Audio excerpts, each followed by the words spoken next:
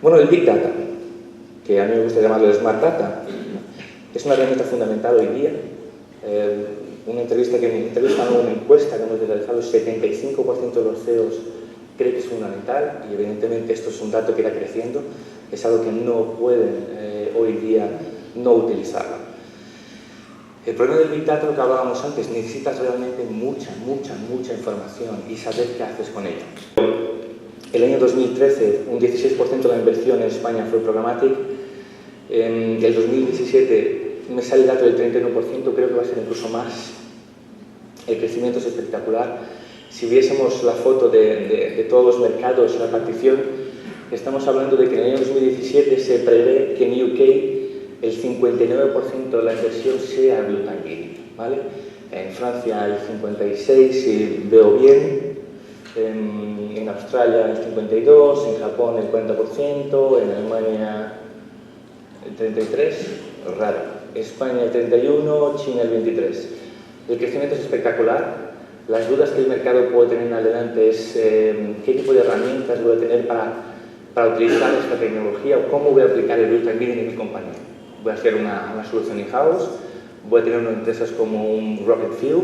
Esas son las dudas que vienen a continuación, ¿no? Pero realmente el crecimiento es espectacular. Why is that? For a few reasons. First, you don't really have very much data before you start to run a campaign, and so you don't have a good idea of what to try. So you try a few different things, but you also don't know for sure that the segments you can buy on digital media actually correlate well with the long-running studies that you have. So if you're a marketer and you come into market and you say, I'm trying to reach a certain type of person, it can be quite hard to reach that audience online based on the third-party data that's available. The quality and accuracy of that data can vary quite a lot from day to day and from month to month. And you can also only try a human scope number of things. This is really important. If you try any more than that, you end up in this kind of spreadsheet hell where you are overwhelmed by the number of possibilities that you're considering. I'm not sure why that's, maybe if I set this out here, that will help. Guessing when to stop, that second kind of guessing, is also very hard. The tools people use are rarely applying statistics or confidence tests to this question. And so if line B is 5% better than line A, what does that mean? Should you move all your money to line B, or 5% of your money, or it's too early to tell? These are often judgment questions that people are answering using their back of the envelope and not really having a principled way to answer that question. Also, people don't have enough time to wait for the winner to become super obvious, and so they end up making these very infrequent course optimization decisions. So I'm going to show you just 2 more slides, and then you'll learn how Rocket Fuel decides what to buy. This is really about the secret sauce of Rocket Fuel. I think we have enough time. I'm going to show you a little bit more under the hood of the actual steps that we go through when we're making a buying decision, when a user is looking at a web page. And then I'm going to show you some live demos and examples from our platform, Mission Control, which is available now to customers for either self-serve or full-serve access to operate campaigns within Rocket Fuel. So how do we decide what to buy? Well, the normal way is shown here on the left. Somebody that thinks they know what to do is choosing the bids and saying what they want to buy. So if it's a retargeting impression, maybe we'll bid €3. If it's in market for consumer packaged goods of some kind, we'll bid €1. And somebody might make a campaign plan that includes 10 or 20 or 30 such items if they have a lot of time. Rocket Fuel takes a very different approach to this problem. We ask ourselves a different question. The question we're asking is, what is the chance that this customer will convert soon, will actually buy the product, or sign up for a test drive, or take a vacation, or buy the shoes, or download the white paper? And for a brand goal, we can also do that. We say, what is the chance that the customer would respond to a survey in the following way? Or what is the chance that the customer would be influenced by this ad to be more positive toward the brand, as measured by a survey? And so whatever that objective is, we can tie that to the data that we have learned. So answering that question, we answer it with a model. And what I'm showing you here is not how to build that model. I'm just showing you what that model looks like. It would have a bunch of parameters or coefficients in it, a bunch of different features. Like, is the site good for the campaign? Is the time of day good for this campaign? The day of the week, the past purchase behavior, the weather, and all of those different things. There's no magic feature here. There's nothing here that isn't potentially available to the person doing it by hand on the left. The thing that's magical is actually applying all of those features at once and learning automatically exactly how much each feature is good or bad for the performance for the campaign. And over time, we build up models that include as many as 500,000 of these features that help every campaign perform better as it learns. So at the end of this, for every single individual ad impression, every one of those 50 billion, we come out with a score. And we don't come out with one score, we come out with a separate score for every campaign running within Rocket Fuel. So if you have two different brands that compete against each other, the marketing folks that work with those brands may think of them as having the same target audience. But Rocket Fuel's models will have been trained on the people who are actual customers of each brand, and those will be very different sets. And so maybe some sites will have a good score in both models, but there will be lots of sites and other features that are quite different between the two models. And that is the answer to the question that I sometimes get: how is it that Rocket Fuel decides which campaign should win and should get an ad for my brand if I know you also work with my competitor? The answer is whichever brand wants it the most, whichever brand is the best fit for that campaign or for that user at that time on that site, that's the one that will be shown. So the second question is, how much should we bid? And in the normal case, this is where there's even more room for improvement. So the bids are usually typed by a person in a box, in a user interface of a DSP. If we've spent the entire budget for the day, it stops bidding. And sometimes that means you're wasting all of the impressions that you would have looked at and potentially bidded on after the time that you stopped. And so if you try to get smarter about that and say, well, I'll run my pacing with a particular budget every minute of the day, you can still have problems where you spend all the money in the start of the minute and then the campaign shuts off for the last half of the minute. You're still missing out on half the impressions that were available during the day. Because Rocket Fuel is automatically adjusting bids up and down as supply and demand get in balance with each other, we're really surfing the edge of exactly what the right price should be. And very importantly, we're willing to bid more when an impression is more valuable for a campaign. So I'll show you an example of that after this slide. There are campaigns where we're willing to bid as much as 100 euros for CPM, so 1,000 of 100 euros, or 10 cents, for a single impression.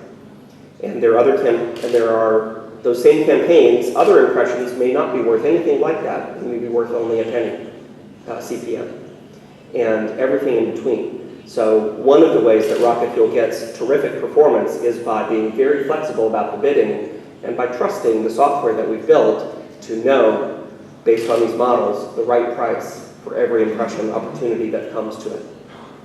So I'm going to show you some examples now. First, we're looking now at a bid landscape for one campaign over 7 days. And what I'm showing you is all of the impressions that Rocket Fuel bought in buckets or boxes on here. And on the x-axis, I have the predicted conversion rate. This is how good did Rocket Fuel think this impression was at the time that we bought it. And on the y-axis, I'm showing you the price that we paid. So you see $100 at the top, and we bought some impressions for $100. Most impressions were bought between $5 and 50 cents, where all the red is. And some impressions were bought at much lower prices, down to 2 cents or 1 cent. And the diagonal shape of this tells you that when we think an impression is more valuable on the x-axis, we spend more on it on the y-axis. And we're automatically figuring out the shape of this and the right distribution. And this is great, but this cannot work unless you also have good models that predict where on the x-axis the impression should be. So if I show you, for example, how we're doing, I'm going to make this more coarse, and then click on one. So here's an example where we predicted a conversion rate between 0.008 and 0.013, and the actual conversion rate was 0.008. So that was just 100,000 impressions, 8 conversions. Getting that accurate on a sample size that small is hard, but it's what Rocket Fuel does all day long, every day. We don't just predict the likelihood of conversion and get close. We get right, not just in aggregate, but at the level of every single impression that we buy. As long as you bucket enough of them together, you end up with a statistically valid sample, and you can see that our models are very accurate at predicting this. And that's because the models have lots of features in them, and every feature does contribute a little bit, plus or minus, to the final score. Now let's look at actual conversion rate to see if we were good. So what you can see here is now that same view, the same impressions, but we're seeing the actual conversion rate shown as color. And you see it goes from pale green to yellow as you move from left to right, helping you see across the entire landscape the correlation between the actual conversion rate as shown by color and the predicted conversion rate shown on the x-axis. Another point I want to make using this chart is the difference between retargeting and prospecting. You can see on the right-hand side some information about that.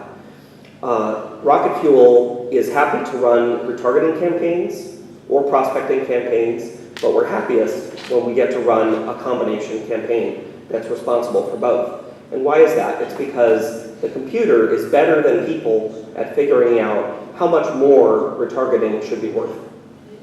In this campaign, this client, Angie's List, allows Rocket Fuel to decide whether it wants to show how much money to spend on retargeting versus prospecting.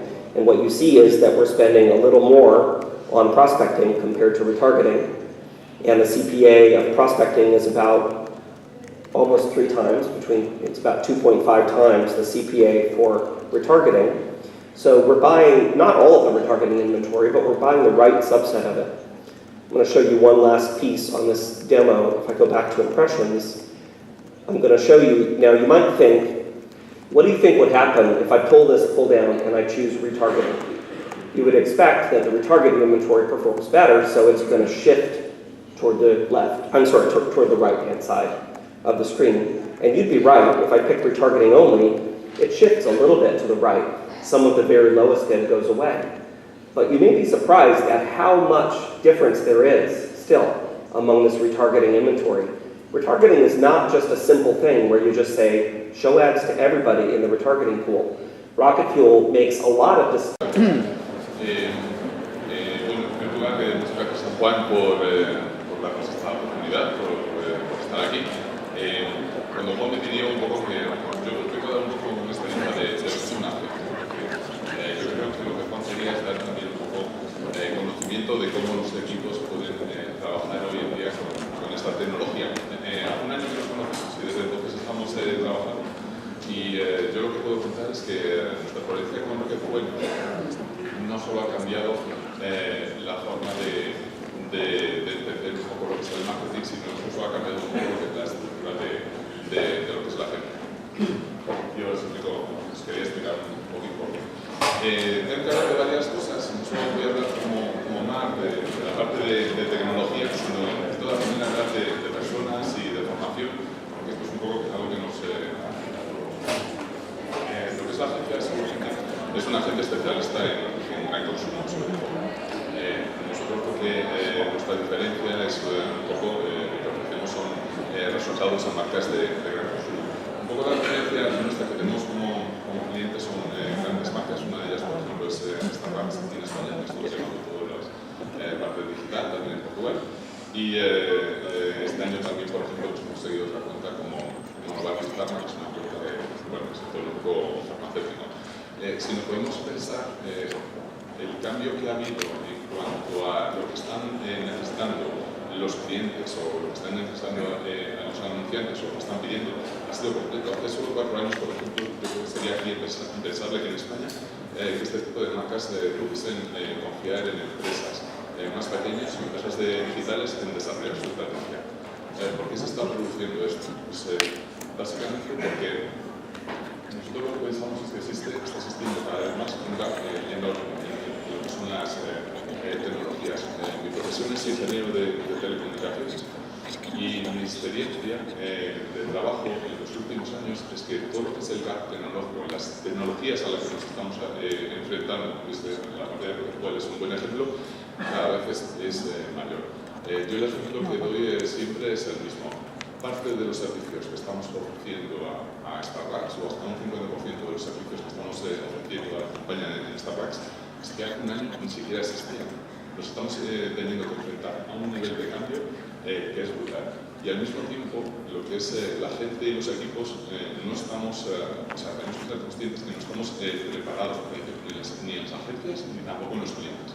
Por lo tanto, nosotros como agencia lo que hemos decidido es centrarnos en dos partes básicas. Todo lo que es la parte de estrategia y los clientes nos exigen, por ejemplo, que seamos una agencia digital, pero que también conozcamos qué es lo que pasa en el punto de venta, porque es un punto de conversión. Y nos centramos también obviamente, en lo que es la tecnología, pero necesitamos un partner, como la gente de Rocket Fuel, donde podemos confiar o desarrollar todo lo que son las campañas. Básicamente, nuestra forma de trabajo, y es un poco lo que creo que Juan estaba interesado, lo que hemos creado es un grupo de trabajo junto con la gente de Rocket Fuel, donde nosotros desarrollamos todo lo que es la parte, por un lado, de estrategia y la parte de analítica. Porque una de las grandes noticias que tiene, de las grandes ventajas que tiene tanto para agencias o anunciantes esta tecnología, es que la capacidad de insights, toda la información que estamos recogiendo, os puedo decir que hace un año nosotros ni siquiera imaginábamos que pudiese existir. Yo he estado en reuniones con directores de marketing donde pues establece un poco el típico perfil o el target de usuarios o consumidores que deseas conseguir. Y te dicen, bueno, pues el típico usuario que yo quiero conseguir o mi target de compra es una persona entre 20 y 30 años, el típico hipster, le gustan los productos de Apple, etcétera, etcétera. Nosotros nos podemos saber en tiempo real con este tipo de plataformas todo lo que es el profiling de usuario. Tenemos que decir, tengo que decir que tu usuario lo que hace es una mujer, tiene 20 años y le gusta el deporte. Todo ese tipo de información y luego cómo se puede aplicar o volver a aplicar a través de la campaña, necesita un equipo de trabajo entre lo que es el cliente, lo que es la agencia y lo que es Rocket Fuel para trabajar. Bueno, ahí un poco como os comentaba, nosotros estamos continuamente intentando desarrollar nuevos productos, nuevas tecnologías, siempre obsesionados un poco con la parte de ofrecer resultados al cliente. Os voy a dar unas pinceladas de unos trabajos que estamos haciendo. Ahora mismo todavía no estamos un poco en disposición de poderlos hacer públicos en un foro como este, pero para algunas de las marcas que os he comentado, sí que estamos utilizando esta tecnología Rocket Fuel con un método que es completamente innovador en Europa, que es la geolocalización. Intentar que dentro del mundo del consumo interactuar con consumidores en el momento en que está realizando la compra. El mundo del consumo, sabéis que yo creo que nos estamos enfrentando, y antes estaba hablando con un compañero más relacionado con el sector del turismo, donde estaba hablando que todo lo que es la industria del turismo está cambiando completamente, está digitalizando. Lo que es las marcas de consumo están sufriendo un auténtico boom. Un poco es Mercadona, nadie ha sabido, o todo el mundo está siguiendo un poco el modelo de Mercadona, cada vez más barato, y lo que son las marcas están sufriendo cada vez más, ¿no? Lo que son las marcas y lo que es la competencia de Mercadona. Esto es un poco tengo lo que es una cuota de mercado que tiene ahora mismo Mercadona, es un poco la superior, pero comentaros que, por ejemplo, que en algunas categorías una persona, una marca necesita vender en este mercado que es España, se está enfrentando a situaciones donde más del 60 o el 70% de todo lo que es la venta o la distribución al público se encuentra dentro de lo que es este tipo de establecimientos. Y también es muy importante darse cuenta de que no está permitido desarrollar todo lo que son acciones en punto de venta. Una de las acciones o soluciones que nos encontramos justamente son los medios digitales. A través de los medios digitales podemos, como os comentaba, podemos desarrollar campañas geolocalizadas de forma que personas realizando la compra en el punto de venta nos generen esa conversión y esos resultados que están obteniendo los clientes. Bueno, este era un poco quería hacer un pequeño speech o daros una pequeña